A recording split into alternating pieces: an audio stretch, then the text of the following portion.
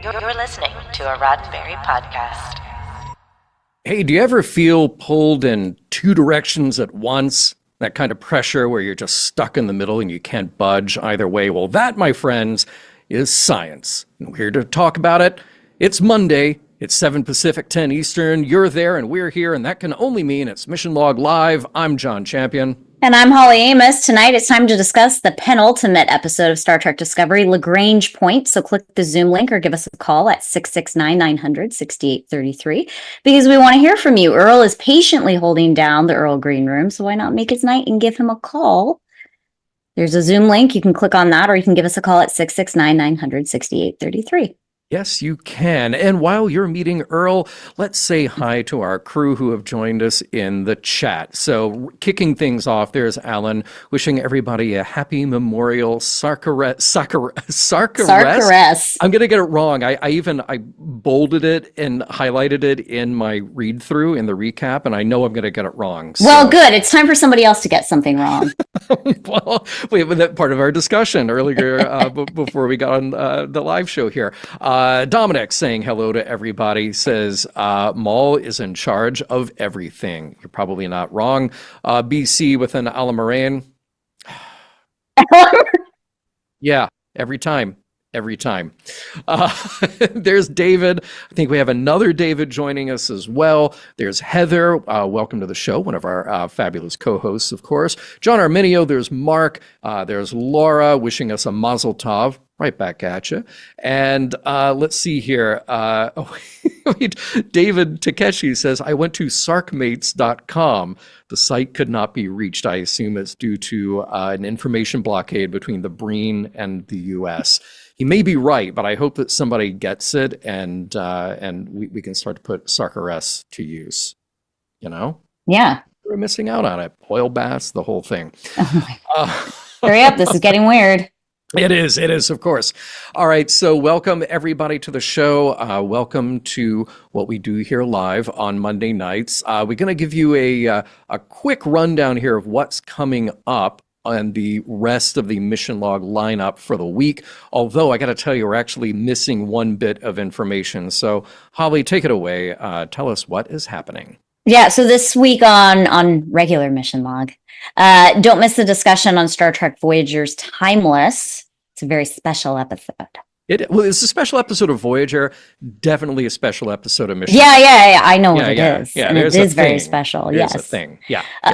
Mission Log, the Orville is still on shore leave with Talking Ted. They will have a special guest this week, but we can't. I'm trying. Hopefully we know by the mid-show who it is, but I'm sure it's a very special guest. All of their guests are special. Unbeknownst to even us right now. Exactly.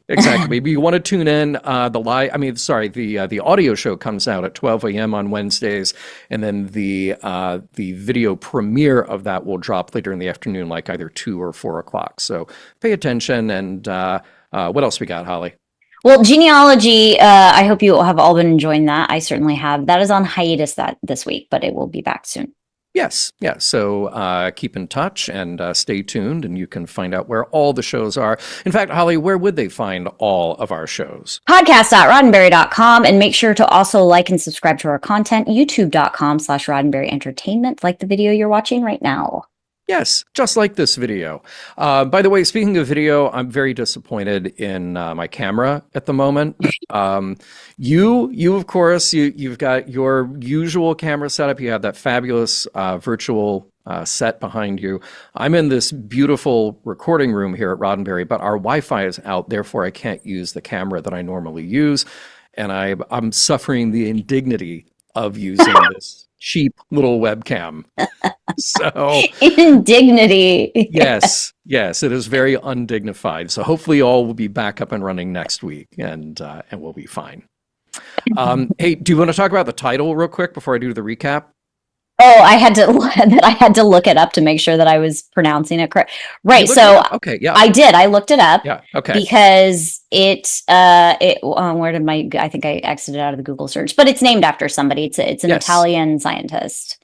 Yes. So it is an Italian word, and I do His name is Bobby LaGrange. Yes. Tilly says it very fancy in the episode. I think she was doing the special Italian pronunciation, which I am not doing. She says LaGrange, Which kind of sounds French, but the dude's Italian. It sounds very French, and I'm just going to say right up front that as somebody from the South, and our family farm is maybe 20 minutes from a town in Georgia called LaGrange, and it has always been pronounced LaGrange. I'm just determined to call it LaGrange. You can tell me a million different pronunciations, and I will only ever say it LaGrange. It's just been ingrained in me since then. Well, okay, so I Googled it again. Joseph Louis LaGrange, but he's also reported as Giuseppe Luigi LaGrange. Ooh. And he was an Italian mathematician, physicist, and astronomer. Giuseppe Luigi. Giuseppe Luigi's, of course. It does not get more Italian than that. That is awesome. I love it. All right, well, I tell you what, enough fun with the title game. I will get right into the recap and share this week's story. The penultimate. I forgot what you came up with it for the last one. What is the one before the penultimate? Anti-ultimate? Is it anti-penultimate? Anti-penultimate? Sure, I didn't come up with it. Norman did. Oh, we did? Okay. You're giving me way too much credit. Well, you've got a couple of minutes here while I do the recap. You guys can figure it out, and I'll see you on the other side. Here we go. All right, tonight's episode, Season 5, Episode 9 of Discovery, already nearing the end for LaGrange Point. At Federation HQ, Saru is back and gets the lowdown on the simmering Breen conflict. He's also got flowers for Tarina, which was thoughtful of him. It turns out Tahan is on her way to the progenitor tech and plans to capture Rune's soldiers as her own in the process. Discovery needs to get a move on. With most everything still damaged, they still jump to the location, which puts them dangerously close to not just one, but two black holes. Discovery maintains a safe distance, keeps the cloak on, and even manages to spot the container for the progenitor technology right at the LaGrange Point title check, golf clap everybody, between the black holes. Their success is short-lived as the Breen dreadnought, formerly Rune's, swoops in and captures the device and its tractor beam. Discovery stays hidden in the cloak, but now the mission is to steal it back. Two teams, Alpha and Bravo, will sneak onto the Breen ship by flying into an exhaust port, beaming aboard, and then hacking the Breen computer in order to drop shields right at the same time that a transporter lock is placed on the artifact. Reese and Adira are Alpha, working through the computer problems on the Breen bridge, and Burnham and Book are Bravo, making for some nice alliteration before they boldly broadside the Breen with a tiny transporter token. It all sounds remarkably difficult, and it is. Rayner will be in charge, and the two teams will hide themselves in replicated Breen uniforms, complete with onboard translators. Meanwhile, Maul and some of the Breen soldiers are trying to figure out what to do next with the progenitor tech.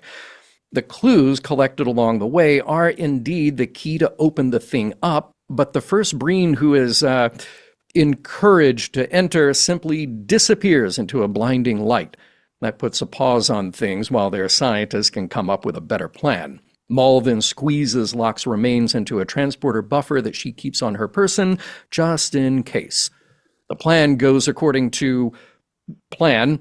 At first, it's a tight beam-in as the shuttle explodes in the Breen exhaust port. The four are able to dismiss the guards who happen to be in the area, and it's on to their posts.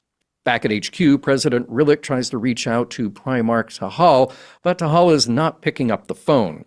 To avoid an aggressive posture, Saru suggests going himself in a shuttle to rendezvous with the oncoming Breen armada.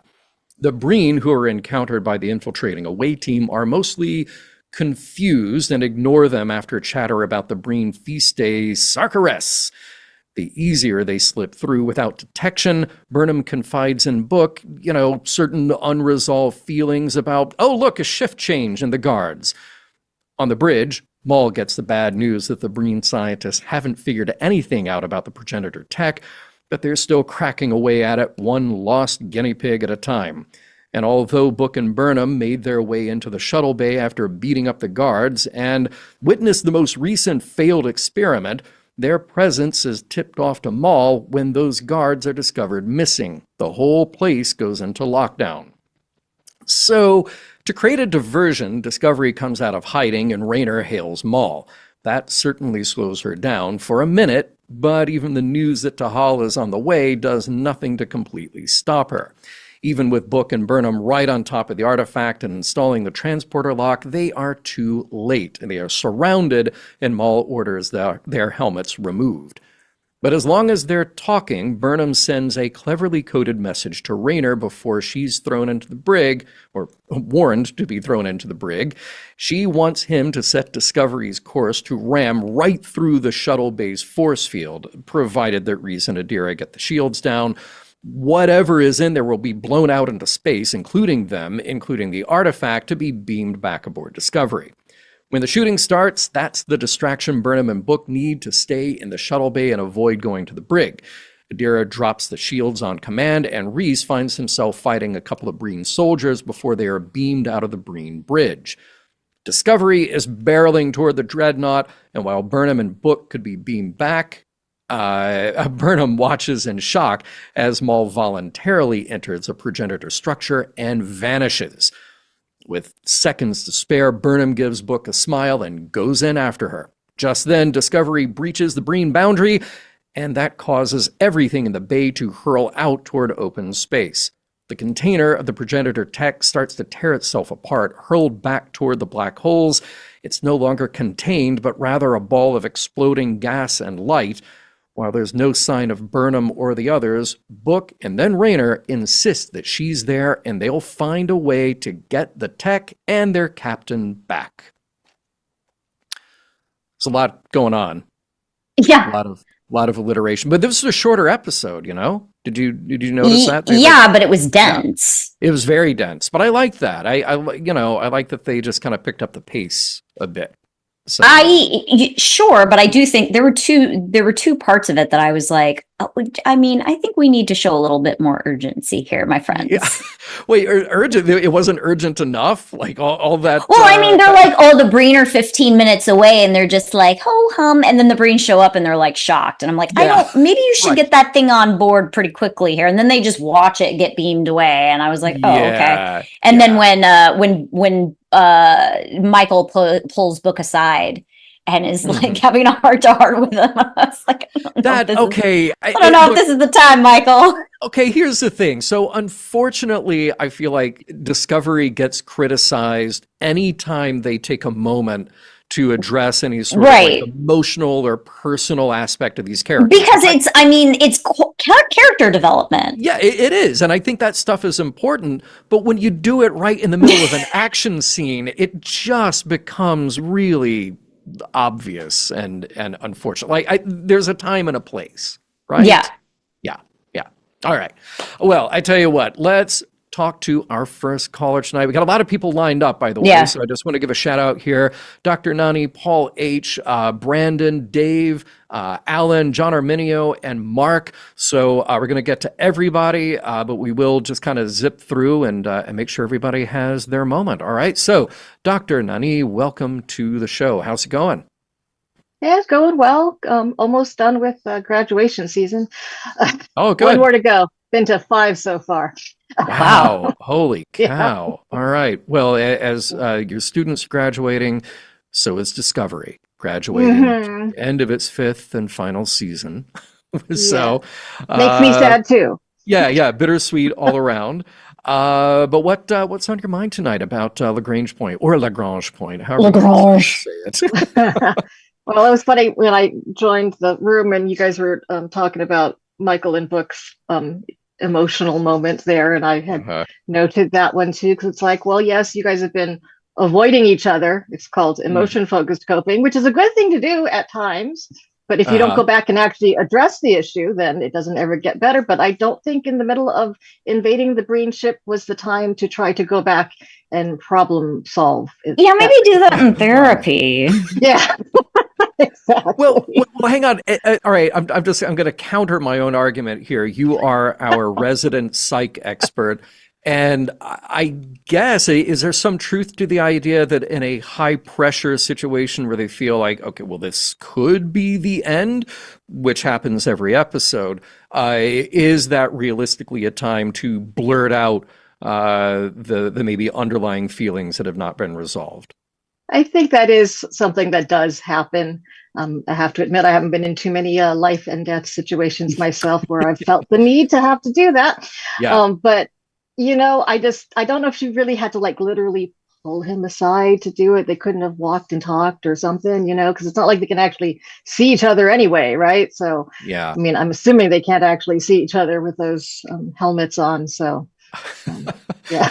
Although it was really interesting, that was one of my notes in here is the choice that they made, because you're shooting widescreen, you're shooting even more so than 16:9. I think somebody can correct me, but I think it's wider than 16:9.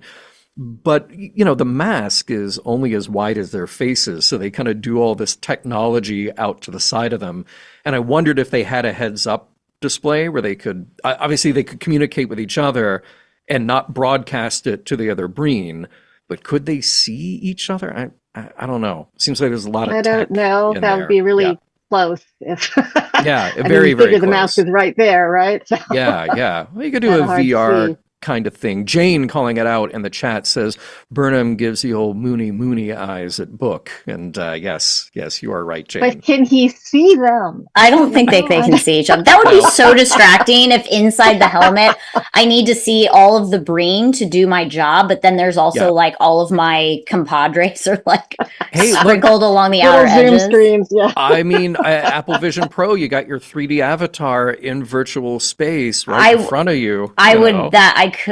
First of all, that would be, I would check out. Like, I would be overstimulated, I think. Yeah. That's a lot going on there. I don't have stimulation issues, and that would overstimulate me. Right.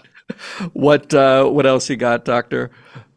Well, I have to admit, I did identify with Stamets, how he was very proud of Adira when they're first, talking about the transpo lock and how they're saying all these wonderful things. And then all of a sudden they want to go on the mission and he gets all overprotective, like, no, you can't go. And I'm like, I have those feelings now because kid wants to go 6,000 miles away from me in just a couple of months. And so I know those feelings.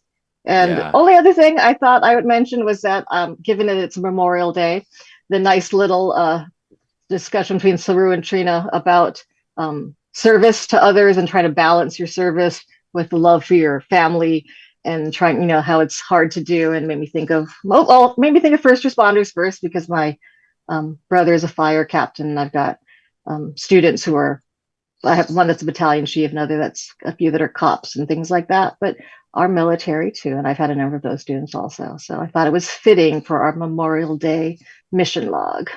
That's beautiful. Thank you for sharing that with us. Absolutely. Well, I tell you, we do have a lot of people lined up, and we've got our next caller ready to go. So, Dr. Nee, we will bid adieu right now, and we'll see you next time. Okay. Bye. All right. Take care. And joining us with the appropriately themed T-shirt, it is Paul H. How you doing tonight, Paul? I'm ready for my oil bath. Oh my God. Somebody was going to say it. I was hoping it would be you. Yeah.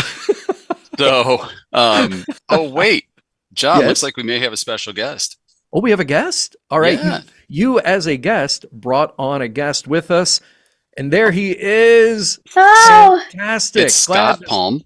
Fellow Contikian. I'm here to support Scott and wanted to ask a question to Mission Log Live once again. Fantastic. One of my favorite humans. He's unmuting himself currently. Yep. The oil bath, and I loved when people just poof themselves and disappeared. This is one way to get rid of the show in a hurry, is just have them go through the portal. Right. All right. So I think Scott's ready. Yeah. Scott, fantastic. Right. Okay. Hit the button, brother. Scott's ready. Yeah. Usually, criticism is not one thing. I was right at the end of Chase on TFG, although it wasn't heavier. I thought the virgins were this seems to be a reimagining of the story, and I like the overall story, but some of the elements were pretty.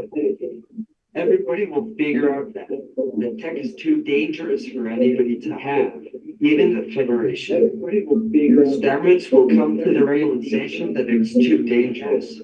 However, it was so nice to see Raymond finally got into the big chair, and I'm of the opinion that Locke should not be brought back to life. Okay, did you get All it? right. Yeah, I got most of it. I got the end of it. Yeah, unfortunately, Scott, we do have a good deal of feedback that is not something we can control on our end, but I think we got the important points from your comment and your question.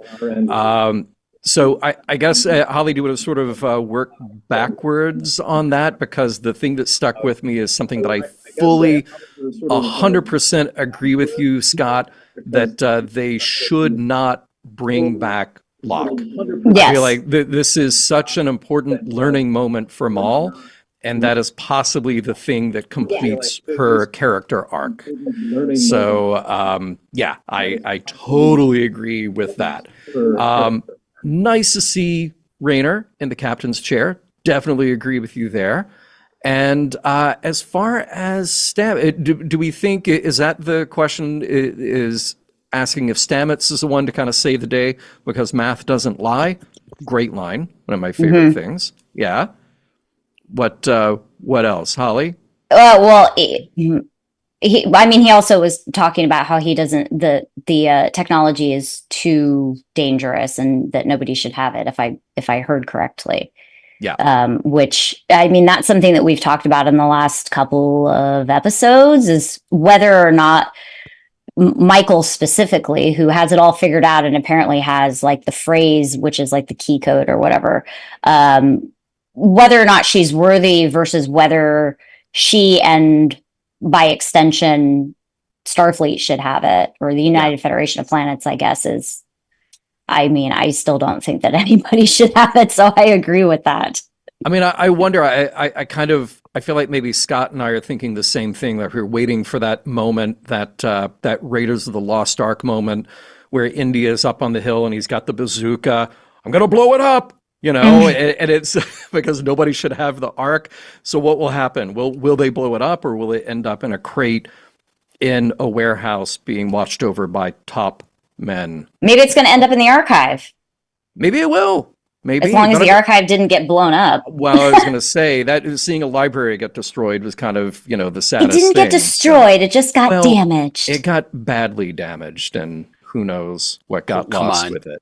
It didn't get damaged. Let's hope it didn't get damaged that bad. You caught the very first part of Scott's request was, it's sort of predictable, as you've figured out what this is and going through the storyline, and you hit every point I think he brought up at the end, right, Scott? They've answered it. They got all of them. You did. You caught all of the key points of and we didn't have this problem last time. Too bad. Yeah. Sorry about that. Yeah. We'll try this again at some future. We will. Point. Yeah. Scott, always welcome back, and we will work out we'll tech the tech, as they say, and we'll make sure that we have you on as a regular guest to pose excellent questions like that one. So thanks a lot. By the way, happy belated birthday. Anybody here who did not get to wish Scott happy birthday a little while back, happy belated to you. And Paul, any additional thoughts, questions on your end? Yeah, the portal. I want the ship to go straight through that portal, and let's see what the hell happens. Come on, Rayner, do your job. Yeah, okay. All right, so he said, let's do it. That's his tagline. He did. Wait, so now we're kind of merging Indiana Jones and now the black hole. It's like Stargate. They have to go Let's not through. forget And Stargate. Okay, all right. Come on. We'll drop in some Stargate too. What do you guys think is on the other side? It's like just a big empty white space, and Q's going to be in there. If you want to know, just come to Vegas, and that you walk into our party room. That's what's on the other side. That's what's there. Oil bath drinks. We've got the burn going on. How are they taking an oil bath when they're like gelatinous liquid themselves? Holly, let's we're 800 years advanced. Let's roll with it. We'll figure it out. There's a will, there's a way. Okay. Earl says it's filled with creamy nougat, and I hope that he's right, because I think we've overplayed the bright white. Nondescript room. I think that's David Cronenberg's realm, and we just need to leave him and Q. There. Him and Q. Tapestry. Boy, let's connect those dots. Yeah. Okay. All right. Paul, Scott, a pleasure to see you both as ever. And till next time, friends, we will see you then. All right, Bye. take care, Thank gents. you. Bye-bye. All right, let's go to Brandon. We're going to keep it quiet for Brandon. So There's a don't child. He'll sleep through it. Don't even worry. Oh, will he? He'll go right. Is he a on good through it. sleeper? Lucky you. Well, right now he will be. When I want to sleep, he won't. Of course. Not even at all. Brandon, what is on your mind? Well, hey guys, a couple things that are on my mind. One really quick one that I was just sort of wondering was, hey, how long was Locke just like fermenting at room temperature? Yeah. Or Maul decided, hey, I'm gonna go ahead and preserve this body. I had the same question. Yeah. Wait, but listen, they don't have the same, like, is he still, so, I mean, he's choosing to be solid in the solid form that the brain can exist in. But do they have a different chemical makeup? What did he go back to the gelatinous state? Does that not fall apart as quickly? I don't know. I don't know. I was kind of thinking, hey, if it's something you need to preserve, like maybe just do that right away. Immediately? Yeah. Fair. That way you sort of keep control of it anyway, and you're not like moving, just sort of hit. And also, like, it's kind of weird, I think, probably for other people to be like, oh yeah, I'll go do exactly what you just told me to do. I just got to walk around the corpse of the boss. It's sort of like, ugh. Yeah. So one thing that I was sort of thinking about when I first saw the title is I was like, ooh, I thought LaGrange Point is what happened in my mind. And I was like, hey, I know what that is. That's like a kind of cool concept. And like using that as a literary device and a metaphor would be really cool. I wonder like where we're going to look at somebody being like held perfectly in balance by two completely competing forces, very delicately and so on and so forth. And I'm like, yeah, I can't wait to see where that becomes relevant. Oh, the thing is in a LaGrange point. It was a literal LaGrange point. Yeah. Very often on Mission Log, we happily get surprised where we go, oh, wait, the title means two different things. It's not just the physical, it's also the emotional state or the character state. And in this, no, it was literally, we're going to start the episode with a science lesson. Yeah. Here's the thing stuck in the LaGrange point between these two black holes. Which is fine. Didn't one of the characters say it's pulling us in? I don't know why. And I was like, bro, it's a black hole. Like they established that, and then she said that, and I was like, my dude, like that's pretty. We already know why. Yeah. Maybe if it's two, they cancel each other out. We won't get pulled in. No. Oh, but they didn't know at that point that there were two. It was a couple of seconds later that Tilly was like, oh, there's two of them, and then she was like, oh, that's interesting. Yeah. Oh my. Yeah. I had one thing also that I wanted to add, Holly, to your list of just sort of moments where it's like, but wait, why now? I'm not opposed to them character developing. I'm not opposed to them having lovely conversations. I really loved Tarina and I really loved Saru's scenes. But again, time and a place. Okay, go. Yeah. Things are starting to pop off. It's getting really like tense. We've got only a couple of minutes. And then Dr. Hugh comes wandering into engineering and is going to have a conversation with his husband. And it's like, I just heard. Not now. Yeah, I just heard. First of all, how? And also, I'm working. Yeah. How's it going down here with this intensely difficult thing that we have to do in mere seconds? Busy. From a plot point, like Stamets had to have that conversation with somebody so that we as audience members could see it. Yes. Yeah. I guess. Yeah. Exactly. I would have loved if it was Reno too, because her coming in and dispensing rye wisdom is a really great, like always a great thing to watch. There we go. Yeah. Exactly. Oh no, go ahead. Oh, I was just gonna say that's all that I have, and I look forward to seeing you guys at the Sarkaress. I was gonna see if you guys wanted to be my Sark mates, but I kind of think just Sark friends is probably what we should stick with for now. How many mates do you think that they can have? Because he says it plural. At least two. Yeah. Maybe it's maybe it's you and you get a +4. Oh, okay. That's fine. Down. That's fine. In all seriousness, what I love is, okay, in Star Trek's history, the longer we sit with an alien species, Vulcans or Klingons or Romulans, we get to know depths and we get to know details, and they stop being the monoculture necessarily. And in DS9, we just got this little taste, and it's been 25 years since we had that little taste of, oh, here's the Breen. We don't even know what they look like, and they're really scary, and they're kind of a warrior class. And now I really have to hand it to Discovery in these short few episodes to give them a lot of depth, but also a lot of differences and a lot of nuance. So just having that little bit of humor, like they have a feast, and use your imagination about the oil bath, I think that's wonderful. I think it's absolutely great. So do you think that it is a downfall for them to be a helmeted species, though? Oh, of course, but they can't see infiltrated? beyond that. Yeah. Okay. Yeah, literally and figuratively. Yeah. They do not see beyond that. Because they are very regimented. They are, tend to do things by an order, and which is their weakness. So they just have to keep building bigger and more fearsome, because obviously they have many Achilles heels now. So just seems ill-advised to hide everybody's to hide who everybody is, because you can be so easily infiltrated that way. Yeah. Also makes it very hard for the viewer to determine who's who. Yeah. But that's just me. Maybe not just me. Brandon, thank you so much, as always. Hey, thank you. And have a great one. And you know what? We're going to get to our next callers in just a moment, after we say a few words about Mission Log Patreon and Mission Log Discord. And by the way, I was stalling a little bit because I was hoping that I would hear who the special guest is on Talking Ted this week, but no word yet. So we will just get back to that, hopefully before the end of the show. But I do want to invite everybody to join us over at Mission Log on Patreon, which is patreon.com/missionlog. If you haven't done it yet, you can join for as little as $1 a month. Every penny counts. Every penny helps us produce these shows, keep them coming to you on a regular basis.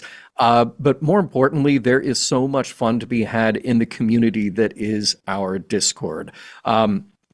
Ali, I apologize. I didn't even put the names of all of the Discord live events in the show notes tonight, so I'll just rattle off as best as I can remember. But you've got Mission Log After Dark every Thursday. You've got Kon-Tiki, which is for kind of in-person get-togethers, conventions, and other just kind of social chat. You have Disco in the Discord. So if you don't want to call into us to a live broadcast like this, you can join Heather every Tuesday night, I believe it is, and chat about disco and catch up and just share your own thoughts and feelings there. We also have the Zocalo, so be fun. You got this. Next time, it's all you. We got the Zocalo talking about Babylon 5 every Friday. Sundays, you can catch Time Enough, where we talk about the Twilight Zone. We also have International Chat, which is not in my time zone. It's for people who are way outside of the United States, but I love that they got a place that they can converge and talk to each other. And, of course, our own Mark has started Bondatory, going through all the James Bond films on Saturdays. He says in the chat, they're no Bondatory this weekend, but next week they're going to do On Her Majesty's Secret Service. Oh God, that's so good. Okay, hopefully then I will free up on the next Saturday and can join them. But yeah, and that's just the live events. There's 24/7 chat.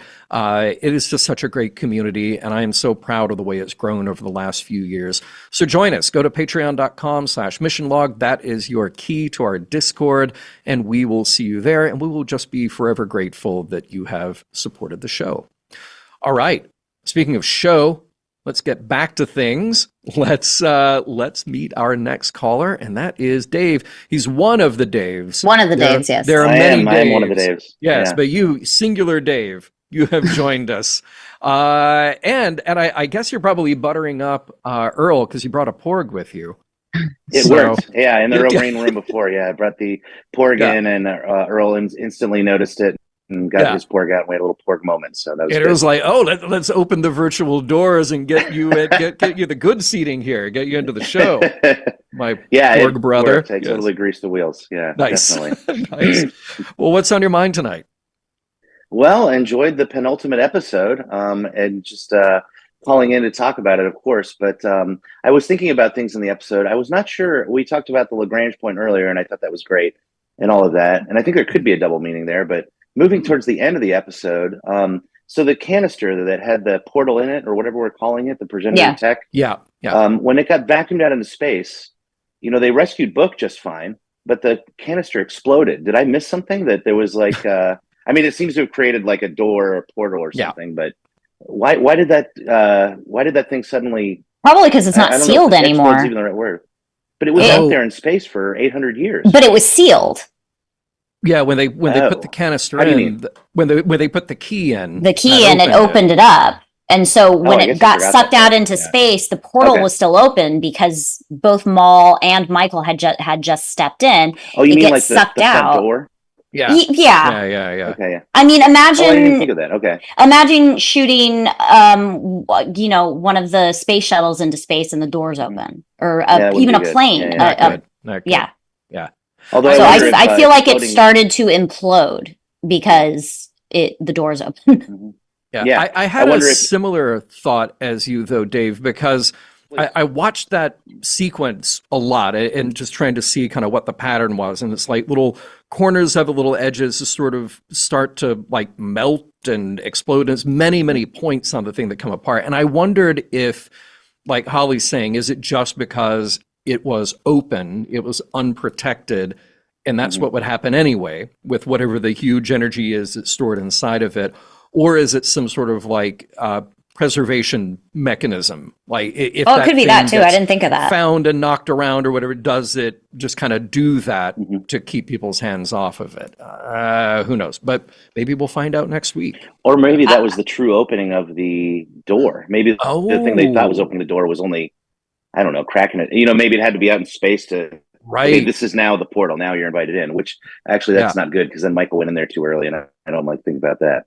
Maybe they're just in the foyer, and now they need to get completely. It's not a hotel. And I was thinking about whether it could be. I wonder if she and Maul are hanging out in there with those other two Breen, and if it's just awkward because two people went in there before, right? So all four of them are probably in there. One of them's got like a foyer together with nothing to talk about. Yeah, one of them was like bolted down and has like a leash. But wait, that's true. I forgot. In my mind, as I was writing the recap, like we saw the first guy who, and I loved the scene. He kind of like turns back. It looks like Maul's like, "No, go." So he disappears instantly, and then you had the guy with the leash. And I kept thinking, okay, all these scenes where we cut away and we catch up with what's happening on Discovery, we catch up with what's happening at Federation HQ. There's just like a line of Breen who are ordered, set in like. Did that one come in? Nope. Yeah. Okay, next. You're up. Does that? Oh, nope. Got sucked in. Okay, not coming back out. All right. We're just going to see how many Breen this thing will eat until we get one back. I like that. And you guys were talking before about what's in there, and I think I just thought of it. I think it's going to be the waiting room from Beetlejuice. You remember the waiting room in Beetlejuice where the people who first just died went there? I think that's great. I think that's think we didn't survive that accident. That's maybe it's that. Well, anyway, you said it's not a hotel. What if it's the Royale? Then they're going through a rotating door. Yes, they are. Oh, that's why it's a circle. I love it. That's why it's a cylinder. Door. That's it. By the way, so John Cooley in the chat says, I'd give anything for the portal to open up in the rock face where and when the last DNA clue was found in the chase. Oh, that would be good. Yeah. Yep. Very interesting. Dave, any other thoughts tonight? Nothing for tonight. Just thanks for having me on, and always enjoy the show. All right. Pleasure as always. And till next time. Pleasure as always. Thanks, guys. Take care. Yep. Be good. You too. Yeah. All right. It's just a rotating door inside. That's all it is. just a rotating. Carlos says it's the Nexus. Maybe we get another Christmas scene. Yeah, maybe. Yeah, yeah. Uh, let's see. I'm trying to see if, let's see. And Brandon just creating dialogue here. Maybe after he eats enough breen, it'll be full. Keep going. BC says they're really in the Black Lodge. Oh, okay. Now we're connecting a couple of franchises here. Yeah, I like these a lot. All right. And John Cooley agreeing with you, Holly. Rotating doors. Yes. Yeah. So, all right. Well, let's talk to Alan. And Alan, what are you thinking about tonight? How about that LaGrange Point? Yeah, I mean, I see a barrel floating in space, and my first thought is how? But no, Nice. me and my crew are down here. We're pre-gaming Yeah. for the Sark arrest. We're Yeah. gonna be ready to go, baby. That's right. Yes. That's your oil bath crew right there, too, right? I mean, yeah. of course. You know who's going to be Sark mates? It's going to be a bunch of Pauls and a bunch of Daves. Yeah. Well, There's separate. You can't mix the Pauls No, and the Daves. So you're they're saying going to be separate they're going to oil be baths. two separate. Yeah. Okay, good. Just there's a to be Paul clear. bath. There's a Dave bath. There's What do we do? Is there a competition? Are we like tug of warring, or like what are we doing? This is getting weird. yeah. Book, where's Book? Book, this is getting weird. Everyone gets to be Sarquaintances. It's all good. I like that. So, Alan, other than the unpleasant awkwardness of oil baths and breen feasts, what else is on your mind about the episode? Well, really, my primary point was kind of what you guys were talking about a little bit ago. Is that I love the breen now. I don't know how did this happen. I mean, I don't know how you guys felt about the breen back in Deep Space Nine, but I thought they were interesting, and I thought it was kind of cool how they were both simultaneously scary and intimidating, but also kind of funny, mostly because of the noises that they make. Yeah. And the fact that then, the founder or the Vorta or whoever they were talking with could then, make some kind of quippy remark off of them. So that was always good. But now we're getting into like the emotional lives of the breen, and it's kind of like I just like that most of them just don't know what they're there for either.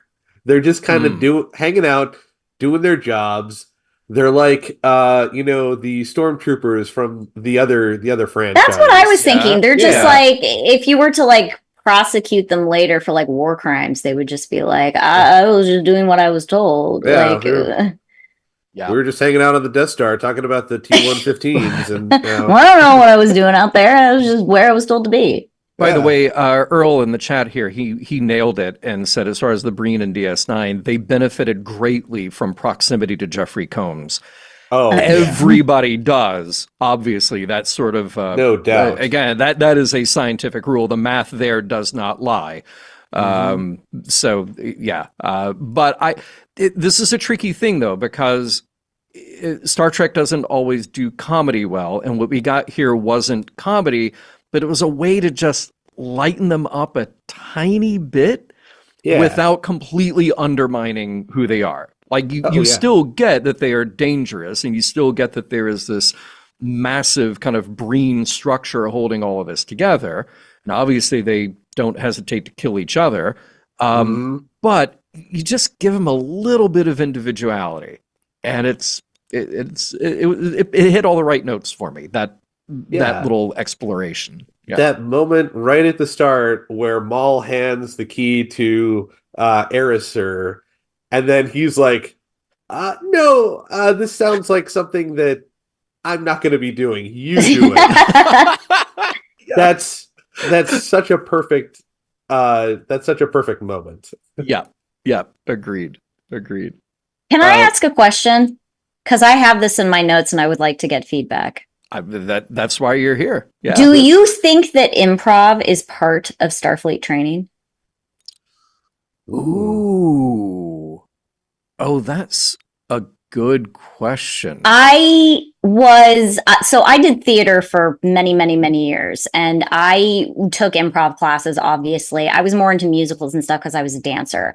But I did take acting classes, and I would not pass Starfleet's improv class. I don't.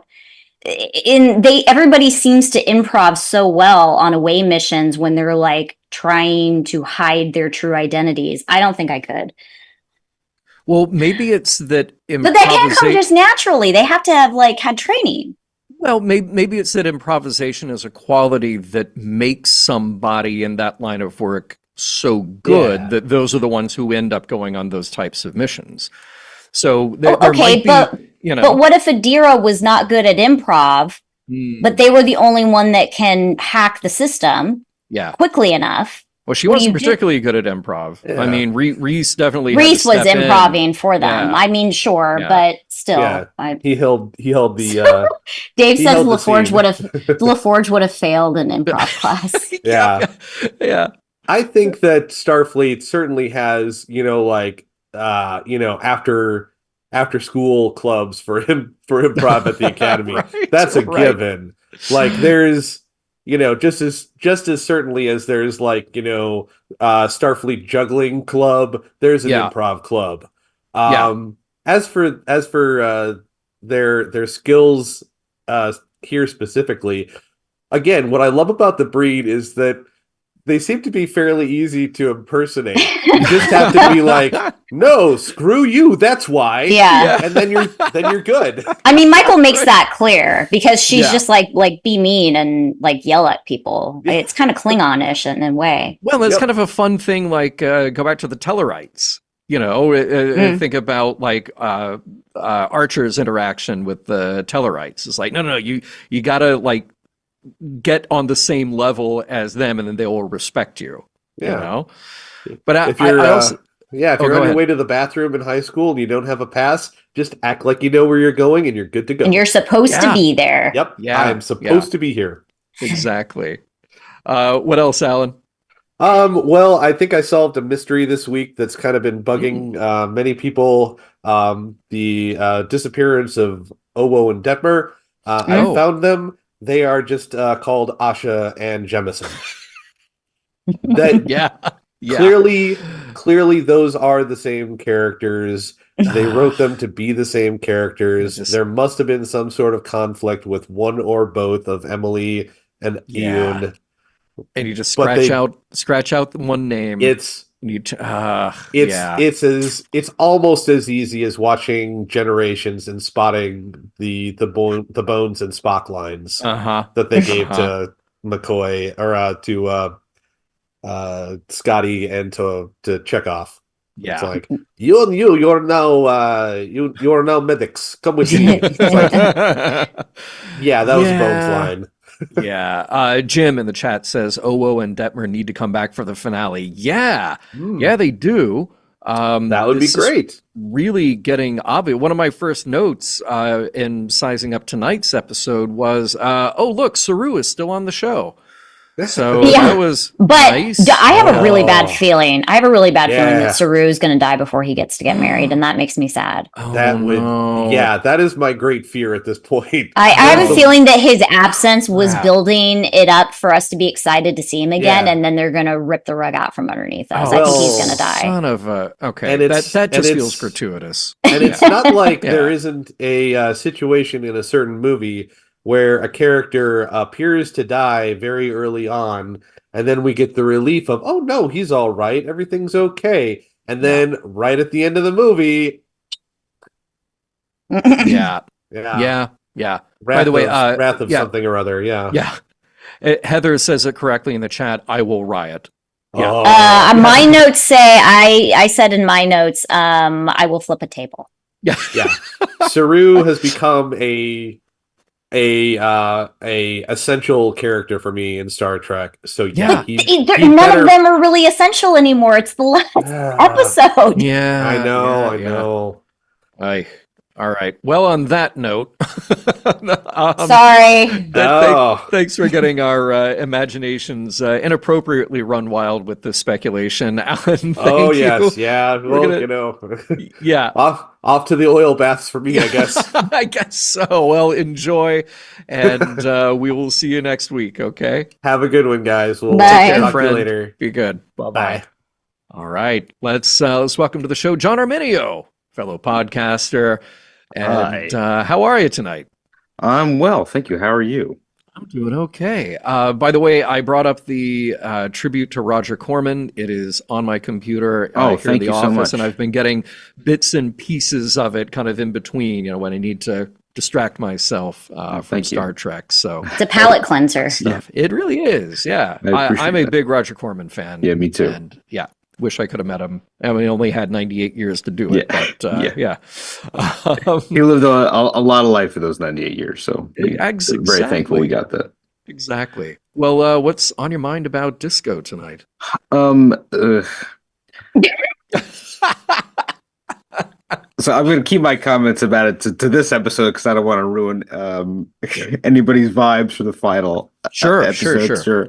But I've not watched ahead. I don't know who here in our audience gets screeners or whatever, but I have not watched ahead. I have not read anything, any spoilers. I try to go in very fresh. Yeah. Because I think, some of your previous comments with Alan just point to like my general feelings towards a lot of the way that the show has done character development over the last 5 years, where, when we get new Helms officers, I'm like, are these new people or did I just forget they existed? That's a problem with Discovery. Yes. Yeah. That is a problem. Because it spends so little time developing characters except like a select few that we don't get to know them. And the fact that Reese gets to do something cool. Finally, we get Action Reese. Yeah. Oh. Mm-hmm.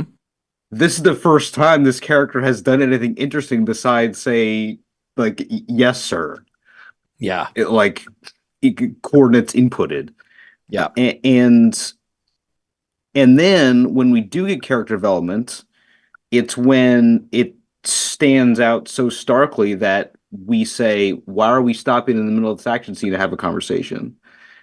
When that should be the richest part of the episode. Yeah. Right? Like if we just think about the iconic moments from Star Trek, it's like Picard saying, it is possible to do nothing wrong and still lose. Like that's something we remember forever, and it's just Patrick Stewart talking. Whereas Discovery just constantly feels the need to keep moving forward and forward and forward with the plot, and we lose these character beats. And I feel like the episode almost like hung a lantern on it when Rayner said to Tilly, like, okay, as long as you never give me that like self-help cheery speech anymore, which is what the show has used for character development. Like, you're so great, Michael, because you're so smart. Yeah. Which is what the show wants us to think about the characters. The show is literally telling the audience to its face what it hopes the audience is gonna take from this episode instead of like showing. Let me just interrupt right there for a second. I'm so glad you mentioned that because I wrote down that note about Rayner. I love that he gets to say that line. Yeah. And it's not because like, oh, look, we've got a grumpy character now, but I felt a similar thing that you just articulated perfectly, far better than I could, which is that you need a character on there to kind of call out the show for the thing that is just done consistently without any sort of pushback or alternate point of view. And it's not, I felt like the way he delivered that line, it wasn't in a way to diminish what was going on there. It was just like, no, you do your work style there. That's not my work style. I need to do this.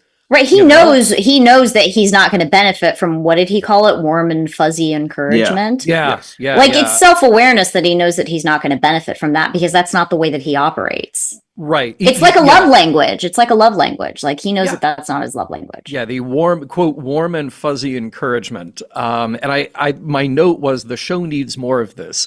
Yeah. Again, not to like diminish the idea that there are people who need that, but John, that really hit it. That is Discovery's way of kind of telegraphing very often what it wants you to think. So, yeah. And thanks for bringing that up. Yeah. Well, I appreciate it. Thank you. And the idea that Saru might die did occur to me watching this show, just because he's the one volunteering for this dangerous mission, despite people telling him he shouldn't, and he's leading towards his happily ever after moment. Yes. And he's probably the best drawn character in Discovery. Yeah. And so if the show decides to sacrifice him for emotional impact in the finale, I'll be very mad. Yeah. Well, but he said something that so he said when he volunteers, he basically like, who's better to do this than someone who, like, this is my former ship. And my first thought was like, wouldn't that make him too emotionally compromised to carry out the mission? Because that's what's the other thing about Starfleet is, like, if you were too emotionally close to a mission, like, that should have eliminated him from the running. But instead, the president was like, perfect. And I was like, what? I don't know. Right. Yeah. I feel like he feels like he's being set up to die. So yeah. And Star Trek has been so fortunate to have a performer like Doug Jones in this character. You know, he's probably like the best makeup performer of his generation. In this, covered head to toe, he's able to emote so beautifully.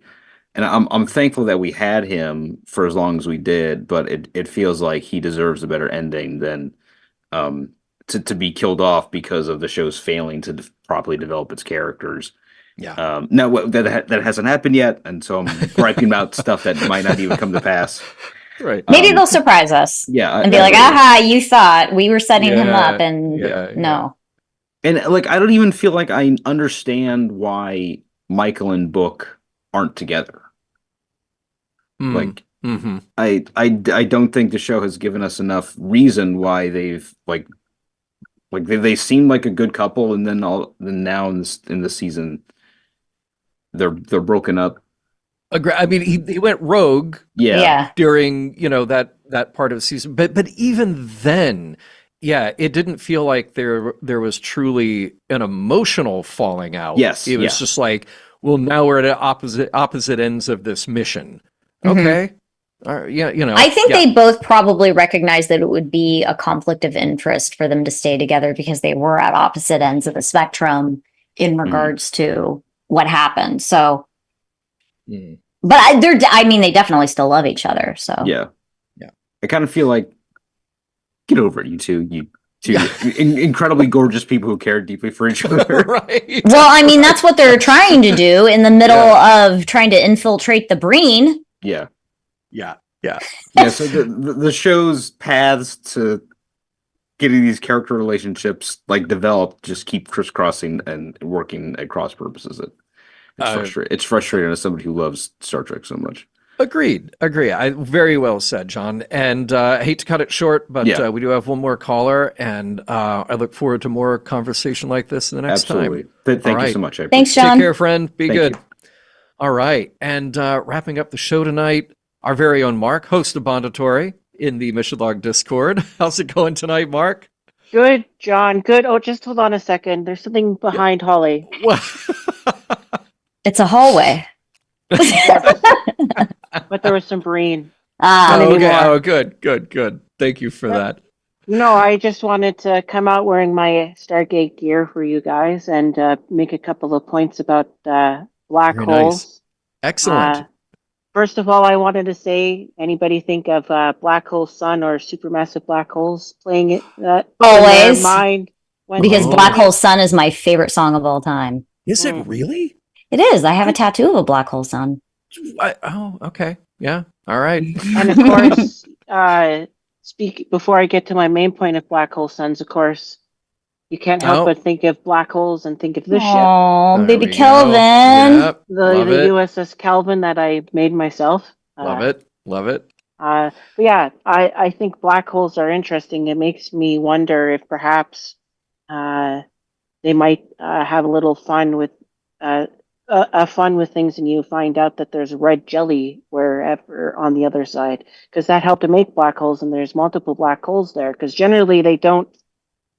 Scientifically, I'm not 100% the expert on this, but black holes generally don't appear so close together because the other one would eat they would generally eat so much that it would take away a lot of the material that they would need to keep living. So you think the progenitors used red matter to create those holes artificially so that they would keep the technology suspended like that? It's certainly a possibility. If we see lightning in space in the next episode, then yes, it is red jelly technology, because that's the hallmark of how Kirk knew that the stuff was up was lightning in space. It looks like a lightning storm. Yeah. Look, I will also suggest that they could have used some of the research done by Dr. Hans Reinhardt in order to park that device exactly where they wanted to keep it, next to those black holes. Problem solved. And yeah, sorry, anybody, you guys can Google that and get back to me, okay? But I just want them to play Supermassive Black Hole at the start of the final episode, just because I think that'd be awesome. Of when they're going into a black hole and it just starts playing. It could be their little sabotage moment, but with Muse instead of Beastie Boys. Okay, nice. Then we can make the Muses can be canon then.